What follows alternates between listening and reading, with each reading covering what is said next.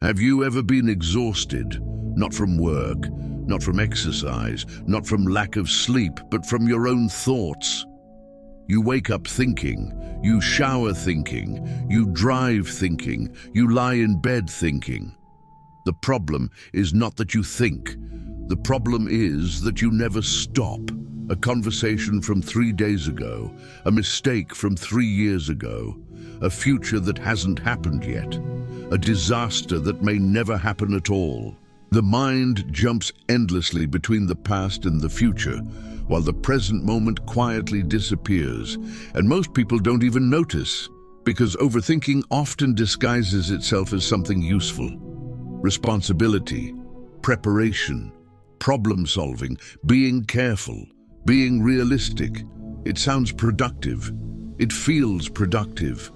But if it were truly productive, why does it leave you feeling so drained? Why does it steal your sleep? Why does it create anxiety? Why does it leave you mentally exhausted without actually solving anything? Because there is a difference between thinking and mental spinning. Thinking moves toward a solution. Overthinking moves in circles. One creates clarity, the other creates noise. Imagine a man sitting in a rocking chair. He moves constantly, forward, backward, hour after hour. At the end of the day, he is exhausted, yet he has gone nowhere. This is what overthinking does. It creates the illusion of progress while keeping you trapped in the same place. The same worries, the same fears, the same scenarios, the same unanswered questions. Again and again and again. The strange part is that the mind believes it is helping. It believes that if it thinks hard enough, it can eliminate uncertainty, prevent failure, predict the future, protect you from pain. But uncertainty remains.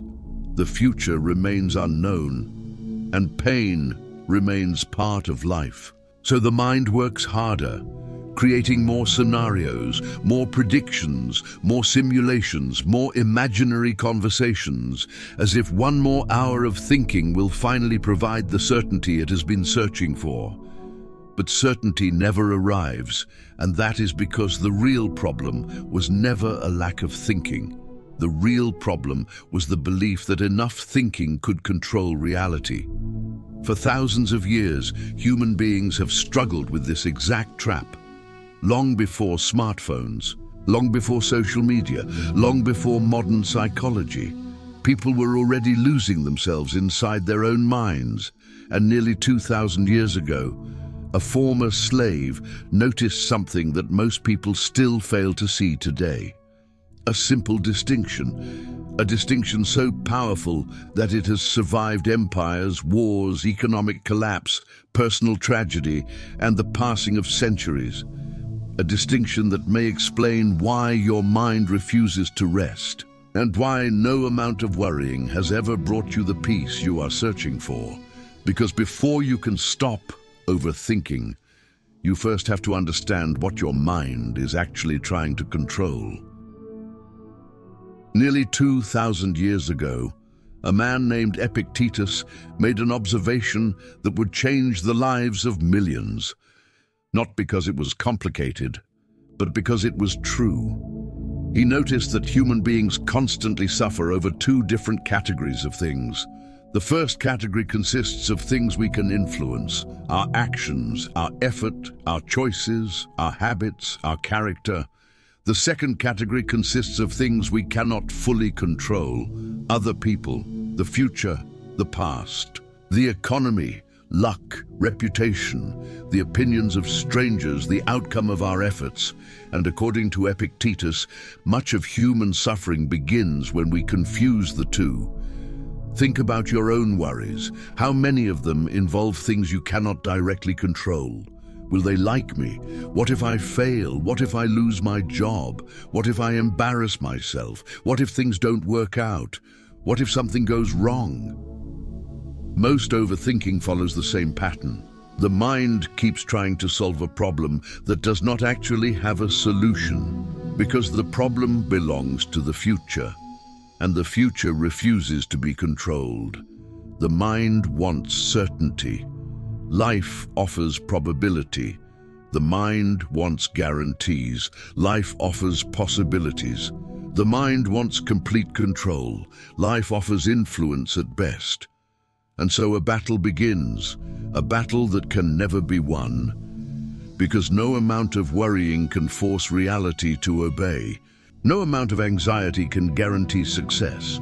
No amount of mental rehearsal can eliminate uncertainty. Yet millions of people spend years attempting exactly that. And the result is predictable: exhaustion. Not physical exhaustion, mental exhaustion. The kind that follows you everywhere, the kind that sits beside you at dinner, the kind that waits for you in bed at night, the kind that turns quiet moments into interrogation rooms. But here's where things become interesting.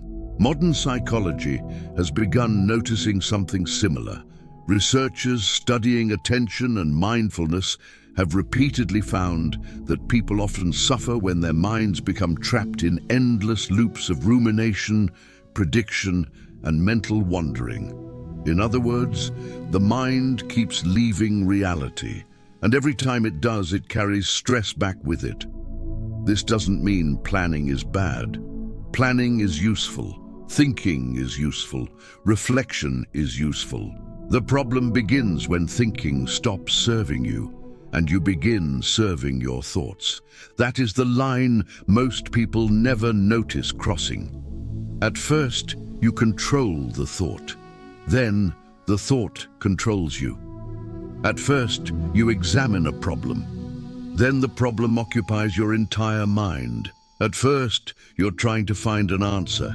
Then, you're trapped inside the question. This is why some people spend years overthinking the same issue. Not because the problem is impossible to solve, because they are asking the wrong question. Instead of asking, what if this goes wrong? The Stoics would ask, what is actually within my control right now? Notice how different that feels. One question pulls you toward fear, the other pulls you toward action. One creates paralysis, the other creates movement. One focuses on uncertainty, the other focuses on responsibility. And suddenly, the mind has somewhere useful to go. Because if something is within your control, you can act. And if it is not within your control, you can release it. Simple. Not easy, but simple.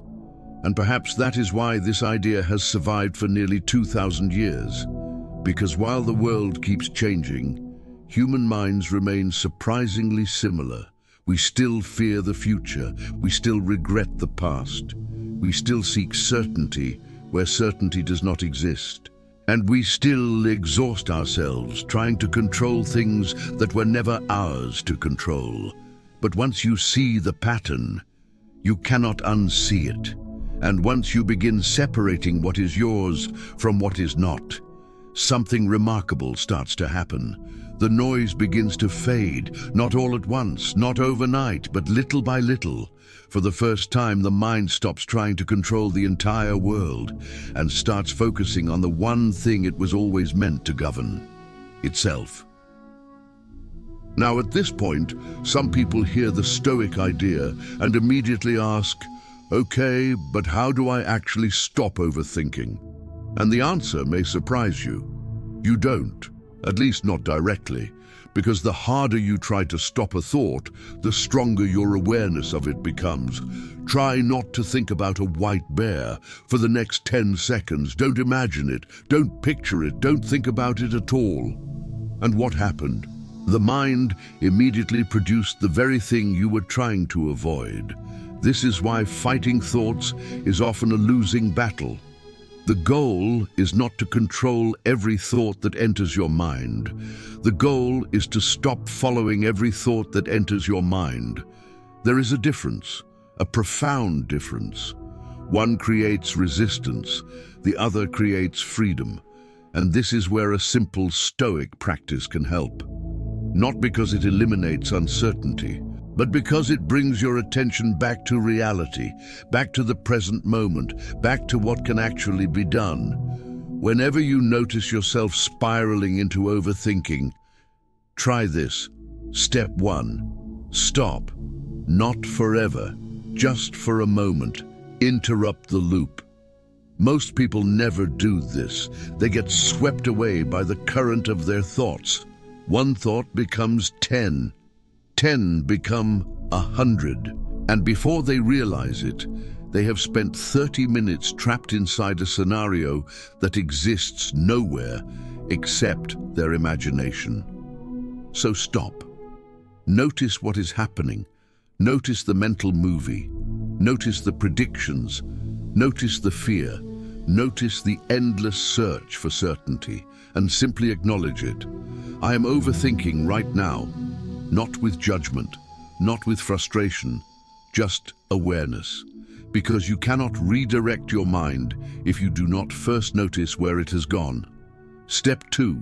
Take 10 slow breaths, nothing complicated, nothing mystical, just breathe, slowly, deliberately. Bring your attention to each breath. The inhale, the exhale, the rise of your chest, the movement of the air. And every time the mind wanders, gently return, again and again and again. This is not about achieving perfect focus. It is about training attention. The same way lifting weights trains muscles, you are teaching your mind how to come back. Step 3. Ask the Stoic question.